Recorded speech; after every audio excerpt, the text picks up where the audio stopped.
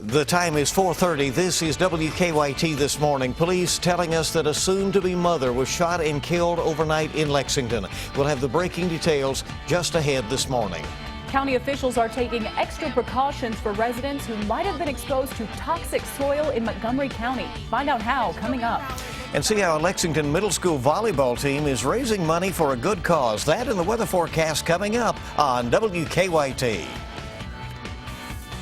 And good morning from WKYT and welcome. It's good to have you with us as we have a lot going on this morning. Obviously, this horrible apparent murder in Lexington. We'll have the details shortly. I'm Bill Bryant. And I'm Andrea Walker. It is Thursday, September 8th, and the heat is back in the bluegrass. I'm going to check in with meteorologist Micah Harris in our First Alert Weather Center. Good morning. Hey, good morning, guys. Yeah, we're going to be dealing with that heat once again today, right around 90 degrees and staying dry all day long until we hit late in the day. You get off toward the evening hours, you might see a few thunderstorms to the far northern zones. Lexington coming in at 71 degrees. We're dry this morning. Like I said, those late storms in the forecast, what we're going to be paying attention to today. And then the next few days, here come more storms for more people. So remember, today is for a select area. The next couple of days, it's for many of us. We'll have that in your forecast coming up.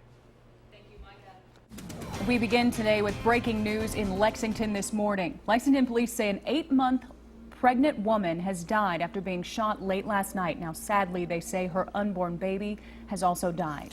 This happened around 11 o'clock on Winburn Drive near Russell Cave Road in what police believe may have been possibly a robbery gone bad.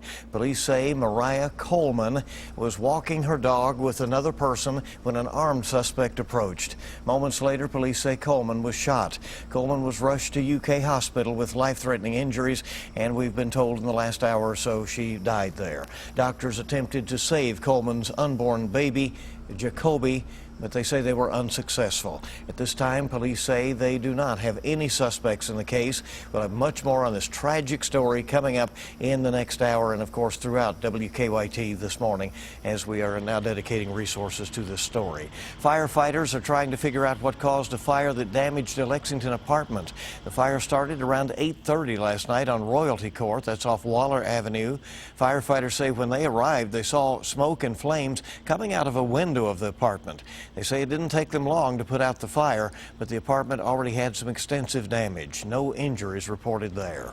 Investigators claim a Laurel County couple abused their twin babies so badly, one of them later died. And now police have upgraded their charges in the case. The Laurel County Sheriff's Office has now charged Gary and Jessica Nicely with murder and criminal abuse. Police say the Niceleys blame each other for the baby's injuries. WKYT's Garrett Weimer talked with the investigators. In the week since that 7-week-old baby died, deputies say they continued investigating and saw autopsy results that confirmed what they believed all along. These parents, they needed to be brought to justice, and we've done that. We've brought them to justice. Jessica and Gary Nicely are now charged with murder, in addition to the criminal abuse charges they already faced. At a preliminary hearing last week, an investigator testified that the couple blamed each other for the abuse of the 7-week-old twins. And it's a very serious offense. We have a child that's deceased now. We have another child that has 2 instances of broken bones that are in the healing process, so it's been abused as well. A very, very horrible case.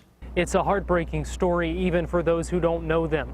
Deputy Achardo says it's a difficult case for investigators. Most of our officers here have children or grandchildren this age or younger, and it's very heartbreaking for an officer to investigate something like this. It's tough, but you know we have a job to do, and we've got these people charged with the appropriate charges. Gary Nicely has been in the Laurel County Detention Center since he was arrested on August 30th. When deputies say the baby was first taken to the hospital. His wife was arrested 2 days later. Their bond is set for $100,000. In Laurel County, Garrett Weimer, WKYT. And police say the couple will be arraigned on the new charges tomorrow. A preliminary hearing on the murder charge will follow next week. More charges have been filed against a Bourbon County teacher and former UK football player accused of harassing students. Investigators say more students have come forward making claims against Bourbon County Middle School teacher Rick Massey. Now Massey faces 15 counts of harassment with physical contact. During yesterday's hearing, the judge recused herself from the case, so a new judge will be appointed. Now, because of Massey's standing in the community, a special prosecutor is now working the case. Massey's attorney waived his arraignment. The next hearing is in November. Environmental crews have started removing dirt contaminated with arsenic around several homes in Montgomery County. The EPA announced last week that arsenic had been found in dirt around Long Road off US 460. Investigators think it came from a business that used to be there. As WKYT's Monique Blair tells us, health leaders are now taking extra precautions to make sure people living nearby are safe. For many families and for many years, Long Lane has been a place where fond memories were made.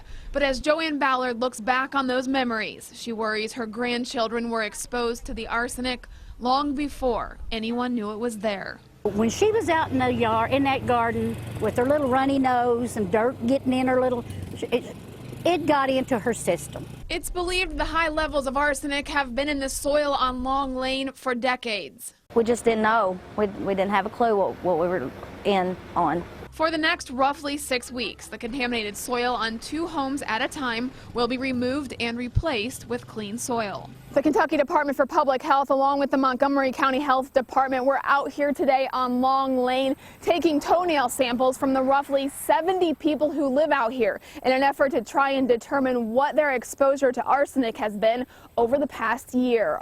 The Department for Public Health says toenail samples collect more heavy metal exposure than hair or blood.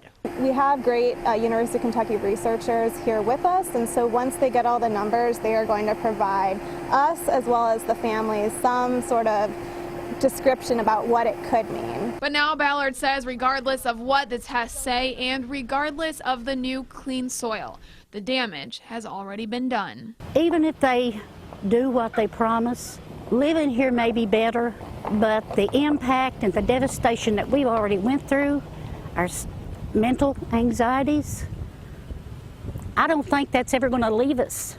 In Montgomery County, Monique Blair, WKYT.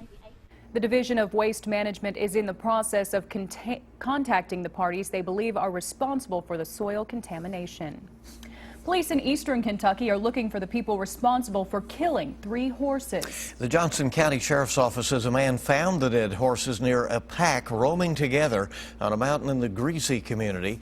Deputies say each of the horses had gunshot wounds. The man who made the discovery says he can't understand why someone would want to hurt the horses. Investigators have not said if they have any suspects. The former chairman of the Kentucky Retirement Systems Board wants to continue participating in board meetings. Thomas Elliott made his case in front of a Franklin County judge, Philip Shepard, yesterday. Governor Bevin issued an executive order earlier this year removing Elliott from the board. Elliott sued, and Judge Shepard ordered he be allowed to participate in the meetings. But the judge didn't like that Elliott later missed 2 of those meetings. The governor filed a motion asking the judge to throw out his previous order. The judge said he hopes to have a ruling sometime today. State police are planning to close some lanes of southbound Interstate 75 this morning as part of their investigation into a deadly crash. Police say 67-year-old David McDowell of Louisville died on August 28th when his motorcycle and a car collided around mile marker 85 in Madison County. They're in the Richmond city limits.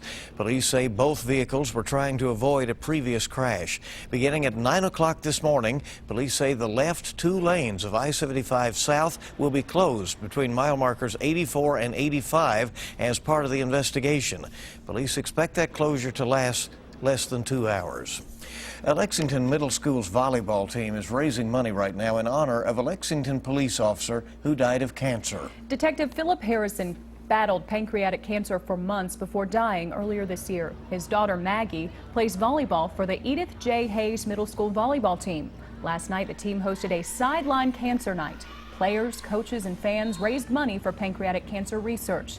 The coach says the team wanted to do something special to honor Detective Harrison's memory. But he was a great supporter of our program here. So we wanted to not only remember him on one special night, but this whole season has kind of been a remembrance for him. The police department also donated special shirts for the team to wear during last night's match. Our time this morning is coming up on 4:40, 20 before 5. It sure is good to have you with us. WKYT this morning, and your Thursday is just getting started. Well, everyone knows toddlers are notoriously picky eaters, but they may not need as much food as you think. Find out why in today's Mom's Everyday Minute. And we're looking at those temperatures sitting there in the 60s and 70s. Storms will be on the increase. I'll show you when those arrive. Coming up next. Now, your hour-by-hour forecast with meteorologist Micah Harris. Looking at live sky camera, absolutely nothing happening this morning, so we are nice and dry. It actually feels okay. And I say okay because the past few days have actually felt pretty nice. But now we're throwing in that moisture, and that's keeping temperatures up. Early this morning, it's 71 degrees there in Lexington, 66 in Danville. Another day where the far southeastern zone is actually much cooler than everybody else. We're at 70 degrees there in Jackson, and then work your way back toward Owsley, Jackson, Clay, Leslie, Knott, and Perry counties. Go up north, and we're at 73 degrees in Covington. Northern zones, you guys have the best chance of rain later on today, and that's really going to come later on toward the afternoon and evening hours. I mean, you get deep into the afternoon, 6 to about 9 p.m. So late afternoon, early evening, that's when we start to see some of these storms roll on in. And remember, all of us will be right there around 90 degrees. Most of us, virtually all of us, will be rain-free. But you get into the far north, get in places like Owen County, Grant County, say Pendleton, Henry, back toward the 71 corridor. That is your best bet to actually pick up on a few of these storms later on today. Then we head off into the night. A few storms actually roll through tonight and into tomorrow morning. Don't be surprised to hear some rumbles of thunder overnight. And then once we get through the storms tomorrow, remember, we're with a few storms on your Friday. Some of us will get the rain, some of us will not. If you do, it's going to be heavy downpours. And then that front actually rolls through on Saturday. The front's over us on Saturday. That'll give us a pretty good chance of rain, about 60%. Once that passes through, then you're talking about some fall temperatures flying on in here with those winds out of the north and northwest. It'll be gusty winds, so no doubt about that. And on Sunday, it'll feel really, really nice. So let's break it down for you today. Remember, it's a late storm to the far north. Most of us stay dry. Most of us have no problems whatsoever, just like the past few days.